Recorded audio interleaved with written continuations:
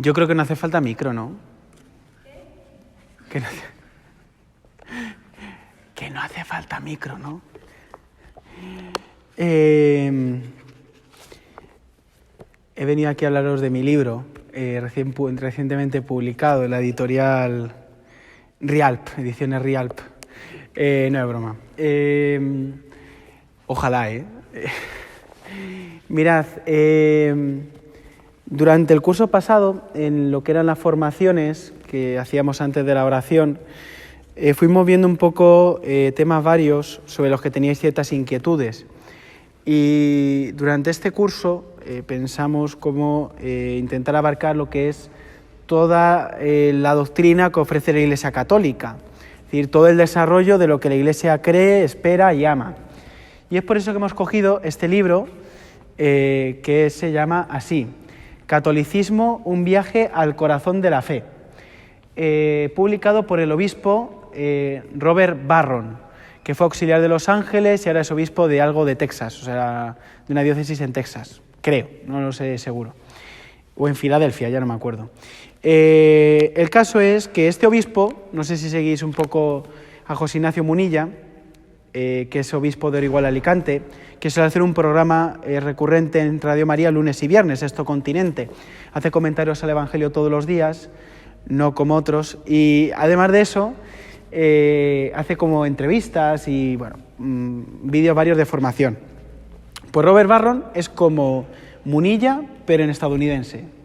Es como lo mismo, o sea, un obispo que se ha movido en todos los temas de medios de comunicación. Y publicó este libro que es como la concreción de varios vídeos que hizo sobre lo que es el catolicismo, la vida católica. Entonces, el primer tema, que es el que vamos a ver hoy, se titula así: Miedo y asombro, la revelación de Dios hecho hombre.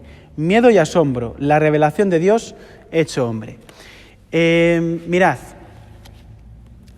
yo creo que todos en nuestra vida hemos hecho de niños el intentar parecer mayores, y eso ha provocado la gracia, la risa cuando éramos niños, o de mayores hemos intentado hacer de niños en algún momento, y eso ha provocado pues cierta gracia, cierta risa en algún momento. O sea, lo típico de la comedia es la unión de contrarios, eso es lo que provoca la risa, el desparpajo, ¿no? Y si decimos que Dios se ha hecho hombre, parece una gran broma. ¿Por qué?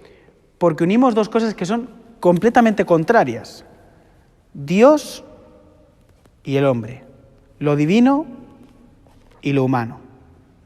Y parece como que son dos cosas que son irreconciliables. Es decir, fijaos que Dios ha sido el creador del mundo, así lo confiesa la Iglesia Católica. O sea, no estamos ya en la postura de que creemos que Dios es creador, que Dios es omnipotente, que Dios ha creado el universo que vemos, etc. Es decir, Dios ha creado todo lo que nosotros vemos. Y el que ha creado todo lo que se ve, se ha hecho bebé. O sea, a mí me gusta mucho decir eso, de que Dios se ha hecho bebé. Es decir, Dios se ha hecho niño, Dios se ha hecho bebé. Porque bebé expresa como más la fragilidad de una persona en sus primeros años de vida. Dios se ha hecho un bebé, y sabéis que los bebés les tienes que sujetar la cabeza. O sea, a mí no me gusta coger a mis sobrinos hasta que no tienen un poquito más de tiempo, porque de hecho yo soy de los típicos que digo, mira, pónmelo, o sea, porque si no, yo no me apaño. Es decir, a Dios le han tenido que sujetar la cabeza, como a nosotros. Pero es que encima subimos la apuesta. No es que solamente Dios se haya hecho hombre, sino que Dios ha querido hacer hombre, voluntariamente Dios ha querido hacerse hombre, no en Roma, que era como la capital, la Nueva York del momento, el Hong Kong del momento. Tampoco Dios ha querido hacerse hombre en Babilonia, ni siquiera en Egipto, aunque Dios luego estuvo en Egipto, Cristo estuvo en Egipto, sino que Dios ha querido hacerse hombre, encarnarse en Nazaret, una aldea que no aparece en toda la Sagrada Escritura. Pero vamos un paso más, y es que nace en Belén. Belén, que era una aldea, una pobre aldea, de la cual era natural también, como bien sabéis, el rey David. Pues bien, es curioso, ¿por qué? Porque en todas las historias en todas las buenas historias que se precien, se da como mucha importancia, pensad, yo qué sé, en la antigüedad, en los mitos. Es decir, en un mito, lo importante, en Hércules, por ejemplo, en Aquiles, se da importancia a la forma del nacimiento, que es como muy milagroso. Y uno dice, bueno, pues Cristo es como un mito. ¿Por qué? Porque igual que se cuentan los milagros de Aquiles, lo milagroso del nacimiento de Hércules, pues también se cuenta lo milagroso del nacimiento de Jesús. Y luego se da muchísima importancia a lo que es el viaje del héroe. Sabéis que es un tópico literario. Cómo se va forjando, cómo se va formando ese héroe hasta que llega a su esplendor y a su destino fatal con la muerte o con el desenlace de su vida. Pero en Cristo nos encontramos 4 evangelios, 4 relatos, que entre ellos no concuerdan en algunas ocasiones, y con Cristo nos encontramos con que de repente vemos parte de la infancia, se termina con un episodio bastante peculiar como es la desaparición de Jesús en el templo y 30 años de ausencia de Jesús. Es decir, ese proceso de formación de él desaparece. Vida oculta, no sabemos nada. Sabéis que los evangelios apócrifos, ¿qué son los evangelios apócrifos? Aquellos evangelios que se escriben bajo seudónimo, es decir, bajo el nombre de Santo Tomé, Santo Tomás, el evangelio apócrifo de Santiago, el evangelio apócrifo de San Judas Tadeo, de Nicodemo también hay un evangelio, para dar razón un poco de lo que sucede en esos 30 años. Hay algunos que dicen, es que Cristo se encontró con Buda, eso ya es algo como más reciente, pero se encontró con Buda, Buda le enseñó su ética, su moral. Hay otros que dicen, otros evangelios, que en Egipto Cristo aprendió las curaciones de los grandes curanderos de la época y que por eso fue capaz de hacer milagros. Lo cierto es que lo que sabemos es que Cristo estuvo en Egipto, volvió a Nazaret, vivió con sujeción y con obediencia hacia sus padres, y Cristo era hijo de un carpintero. Sabéis que lo del término carpintero no es exacto, nosotros decimos carpintero, pero el término griego dice que San José era tectón. Tectón quiere decir que era un artesano, o sea, no era simplemente el carpintero que te hacía una mesa y unas sillas, sino que era el que te podía hacer un retablo como el que tenemos nosotros, es decir, era un auténtico artista. San José no era el típico carpintero que te pone unos topetes ahí, te apaña la puerta, sino que era un artesano. Pues Jesús era artesano. Y resulta que el hijo del carpintero, del artesano, a los 30 años empieza su ministerio. Y aquí, y es un poco de lo que va un poco este capítulo introductorio del libro, de lo que vamos a ver en este curso, o lo que nos dé tiempo de ver este curso, y aquí la radical diferencia entre el catolicismo y el resto de religiones. Es decir, si nosotros vemos a Confucio, por ejemplo, Confucio fue un hombre que elaboró una serie de teorías éticas para ser más o menos feliz en esta vida, pero la importancia de Confucio no radica en él, no radica en Confucio, sino que radica en todas las teorías, en todas las enseñanzas morales que él da. Si nosotros nos fijamos, por ejemplo, en Buda, Buda continuamente reclama a sus discípulos la atención no sobre él, sino sobre lo que él está enseñando. Mahoma incluso, el Islam. Si nosotros no nos fijamos en Mahoma, Mahoma era un hombre común, que según el Islam fue elegido por Dios, se le dio el Corán y transmitió el Corán. Fue un profeta, fue un hombre, pero fue un hombre. O sea, la importancia no radica en en Mahoma, sino que radica en Alá. Ahora bien, nos encontramos que en el caso de Cristo, la importancia no la tiene la doctrina que Cristo da.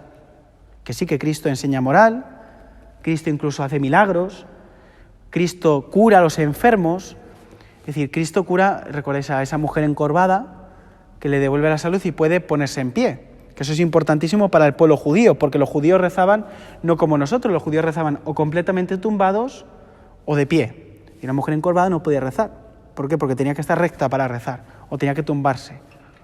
Y Cristo hace que se ponga recta y pueda alabar otra vez a Dios.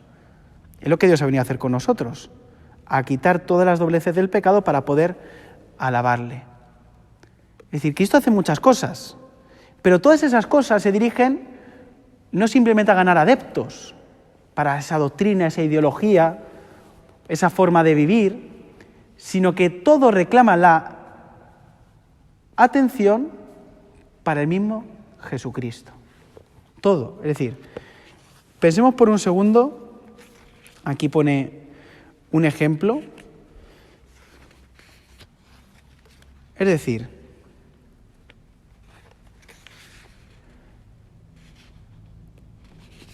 cuando por ejemplo Cristo entra, sabéis que cuando Cristo entra en Jerusalén, en la última parte de su ministerio, uno de los signos que él hace es entrar con los látigos. Lo que pasa es que nosotros entendemos un látigo como un látigo en plan Indiana Jones, o sea, el látigo, ¿no? Sino que el látigo era un cordel de látigos, como el mismo que habéis visto en la Pasión, ¿no? Que era un látigo con varias cuerdas que atizaba la espalda de Jesús. Pues eso es lo que hace Cristo, un cordel entero, y entra atizando y derrumbando todo. Dice, mi casa se convertirá en casa de oración. Es decir, identifica la casa del Padre con su casa. Es decir, Cristo reclama la autoridad divina para él.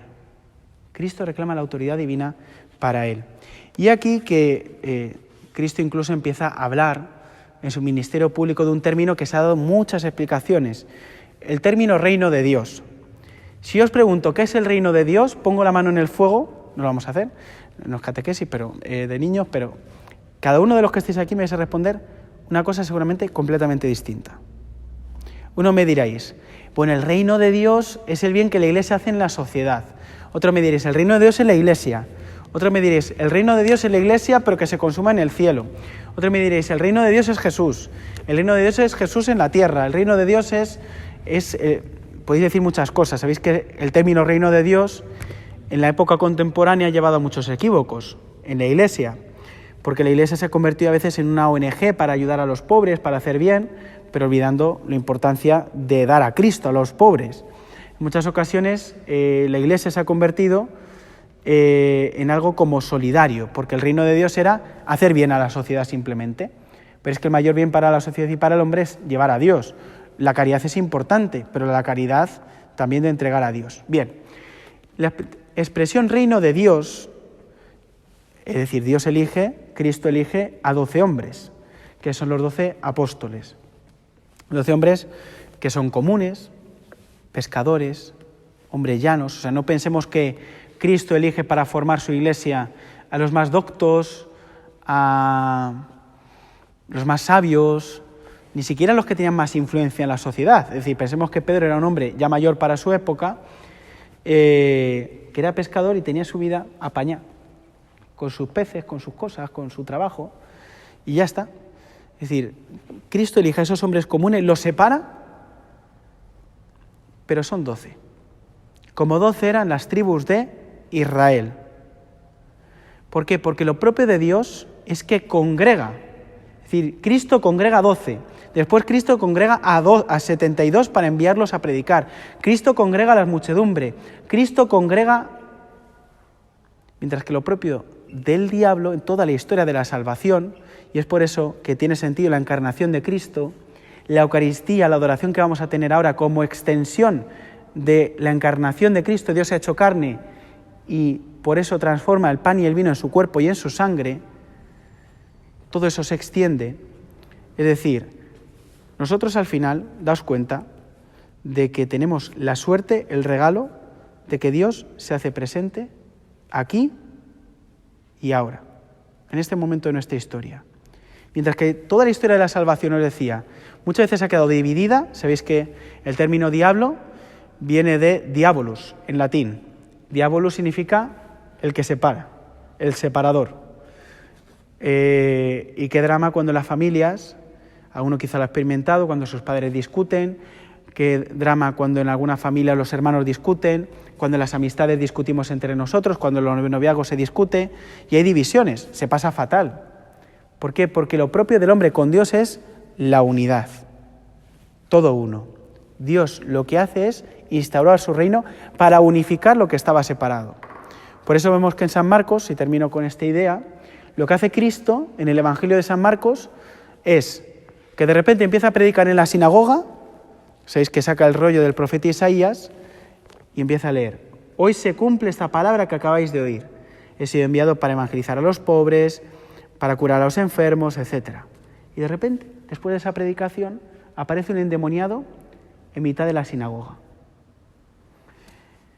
Es decir, un diablo en la sinagoga, en un sitio donde se tenía veneración a la Torá, la palabra de Dios. Después habrá otro endemoniado en las tumbas. Si recordáis, un evangelio así que es como muy fuerte. Es decir, Cristo lo que hace es volver a tomar posesión de lo que era pertenencia de su Padre, pertenencia de Dios, pertenencia del Espíritu Santo. Y por terminar un poco con lo que... voy a saltar muchas cosas, evidentemente, porque si no podríamos estar aquí muchísimo tiempo. Por hacer un poco síntesis, es decir, este Dios que se ha hecho hombre, que se ha encarnado, que se ha hecho bebé, como os decía, que ha predicado el Evangelio con referencia hacia Él, para que la gente crea en Él, para que la gente le reciba a Él, ha dado su vida en la cruz por nosotros. Es decir, os hablaba al principio de las risas, ¿no? Como la comedia en teatro es la unión de los opuestos. Es decir, más dramático y cómico al mismo tiempo que el que Dios muera en una cruz, no lo hay. Sabéis que, luego si no os lo paso por el grupo, hay un icono, bueno, un icono no, una pintura perteneciente al siglo I en Roma, que es como una jirafa, sería una jirafa, pero es como una cabeza de caballo crucificada. Y pone, la traducción para nosotros es: Alejandro, aquí está tu Dios crucificado. ¿Por qué? Porque para los romanos era impensable que todo un Dios fuese crucificado y muriese en la cruz. Los musulmanes a día de hoy no entienden cómo Dios puede morir crucificado, cómo nosotros lo podemos confesar así. Y Dios ha apostado tanto por nosotros, por la humanidad dividida, por ti dividido, por ti separado de Él, que ha muerto en la cruz por amor a ti. Y aquí llega el Evangelio, la buena noticia. Si es que Evangelio significa buena noticia. Que ese Dios que ha muerto, ha resucitado. Tiene vida y da vida. Y esa es la vida que vamos a encontrar ahora en este rato de oración ante el Santísimo. Así que bueno, nos queda un curso apasionante por delante. Y sobre todo, pues descubriendo lo que es nuestra fe, descubriendo lo que es el catolicismo, descubriendo la belleza de entender por qué creemos lo que creemos, de por qué vivimos lo que vivimos, porque luego van a venir unos temas preciosos, sobre el Sermón de la Montaña, las bienaventuranzas, la vía de la no violencia, el Hijo pródigo, Mateo 25, convertid y trascended vuestras mentes, en fin. Porque en muchas ocasiones, el año pasado sabéis que dedicamos tiempo a hablar de los sacramentos, la Eucaristía, la penitencia, la confesión, pero también es importante hablar de por qué vivimos la moral cristiana y qué sentido le ha dado Cristo, por qué Cristo se sienta en el monte de la bienaventuranza y se empieza a decir: bienaventurados los pobres en el espíritu, bienaventurados los que lloran porque ellos serán consolados, bienaventurados los que tienen hambre y sed de la justicia, porque Cristo enseña que podemos amar al enemigo, porque Cristo enseña que el hijo pródigo puede ser perdonado, porque lo que era opuesto ha quedado unido en su persona, lo que era contrario ha quedado reconciliado en Cristo, en la unión de las dos naturalezas, lo humano y lo divino, en la única persona del Verbo, en la única persona de Cristo.